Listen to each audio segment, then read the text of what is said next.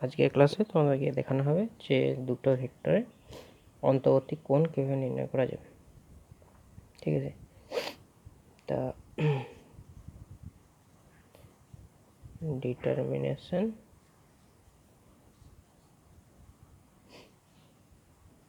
Angle between two vector.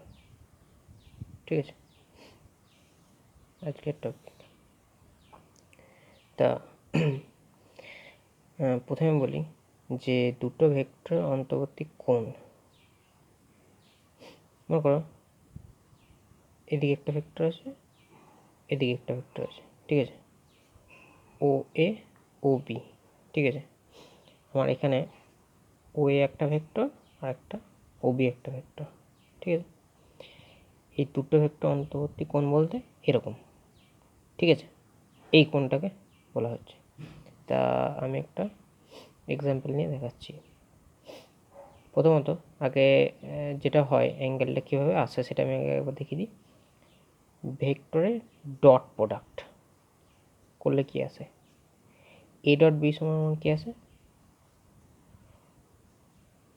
Mod A dot mod B into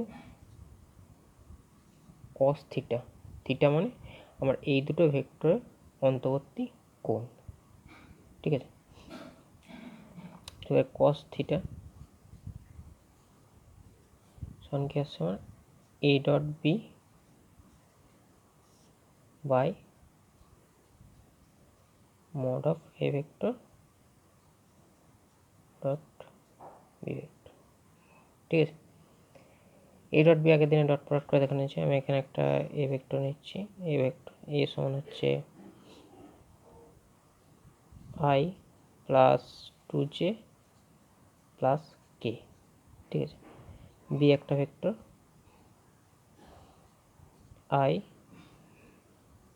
plus J plus 3k। ঠিক আছে, তা এদের যদি আমি ডট প্রোডাক্ট করি, A dot B, A dot B করলে কি আসছে এখানে আই।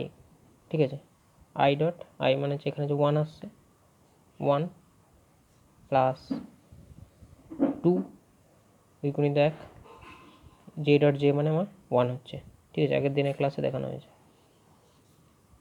Plus 1 into 3। ঠিক আছে, কে ডট কে 1, এটা আমার হলো 6। ঠিক আছে, এবার মড বার করবো কী করে? ঠিক আছে, মড কীভাবে করেছিলাম?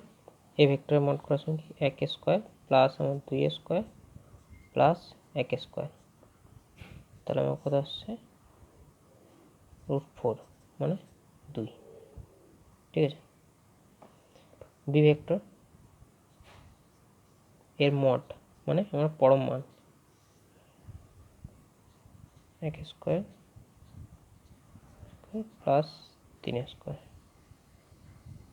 তার মানে এটা আমার কত হলো √11। ঠিক আছে, এবারে এ ডট বিটা যে যে কোনো মান এখানে এ ডট বিটা আসছে, তা এ ডট বি করলে এখানে দেখো এ ডট বি এর মান আসছে এ ডট বি। ঠিক আছে, 6 এসছে। তা উপরে আমি এখানে কস থিটা সমান কি লিখলাম? কস থিটা সমান লিখলাম উপরে হচ্ছে 6। ঠিক আছে, আর নিচে কি হলো? নিচে হচ্ছে এ ভেক্টর। এ ভেক্টর মানে হচ্ছে যে এখানে 2। ঠিক আছে, 2 গুণিত আমার এখানে আসছে √11। ঠিক আছে, এবার আমি এখানে 2 3 6 কেটে দিলাম। ঠিক আছে, তাহলে কস থিটা সমান আমার এলো 3/√11। ঠিক আছে, এবার থিটা সমান আসছে আমার কস ইনভার্স 3/√11। ঠিক আছে, এরপর আমি অন্য একটা এক্সাম্পল নিয়ে এরপর আমি দেখাচ্ছি। ঠিক আছে, দেখো এখানে অন্য একটা এক্সাম্পল নিচ্ছি আমি যেমন। ঠিক আছে, যেমন এ ভেক্টর সমান নিচ্ছি I cap plus J cap, ঠিক আছে। আর একটা বি ভেক্টর নিচ্ছি, I cap plus K cap, ঠিক আছে। তা এখানে দেখো আমি এই জিনিসটাকে ফার্স্টে সাজিয়ে নিচ্ছি, ঠিক আছে। আমার এখানে কি আছে দেখো, one I cap plus one J cap, তাহলে কি আমার আই ক্যাপ মানে হচ্ছে ওয়ান আই ক্যাপ প্লাস মানে কি one I cap plus one J cap, K cap এখানে কি আছে জিরো আছে, তাহলে আমি করলাম কি জিরো কে ক্যাপ, ঠিক আছে। এবার হচ্ছে এখানে লিখছি আমি কি তাহলে one I cap plus zero J cap, এখানে যেহেতু জে ক্যাপ নেই প্লাস কে ক্যাপ মানে হচ্ছে ওয়ান ওয়ান কে ক্যাপ, ঠিক আছে। আমি সেমভাবে করছি, A dot B, A dot B করলে আমার কী আসছে, আমার এই দুটো ভেক্টর অন্তর্গত কোণ নির্ণয় করতে হবে।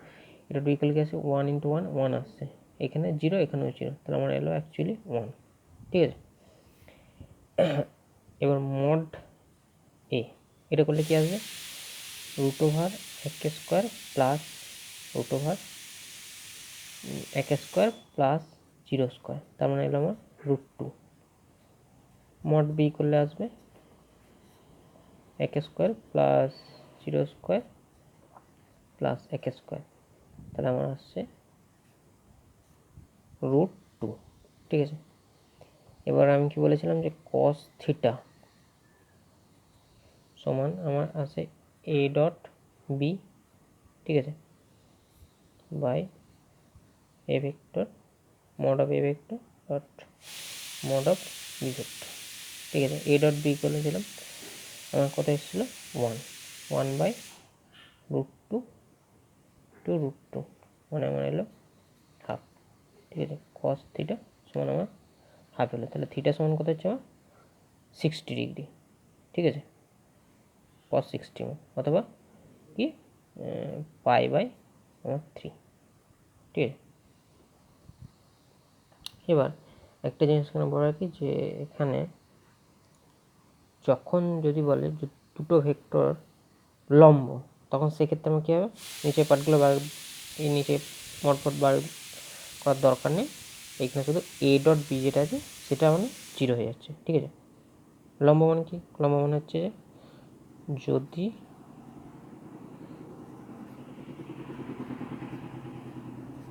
ভেক্টর লম্ব হয়, ঠিক আছে, লম্ব হয় তখন সেক্ষেত্রে কী হবে, লম্ব মানে হচ্ছে কি কস 90 ডিগ্রি মানে আমার জিরো, তার মানে অ্যাকচুয়ালি কস 90 এদিকে মানটা বসিয়ে দিলে কত আসছে আমার জিরো আসছে, তাহলে জিরো সমান আমার এ ডট বি, নিচে এগুলো আমার লেখার প্রয়োজন নেই, তার মানে এটা যদি আমি লিখেও দিই তাহলেও আমার আসছে মড অফ এটা, তাহলে অ্যাকচুয়ালি আমার এলো এ ডট বি সমান আমার জিরো আসবে যদি দুটো ভেক্টর অন্তর্গত কোণ 90 ডিগ্রি হয় অথবা লম্বা হয়, ঠিক আছে। এটা হচ্ছে এক ধরনের শর্ত, ঠিক আছে।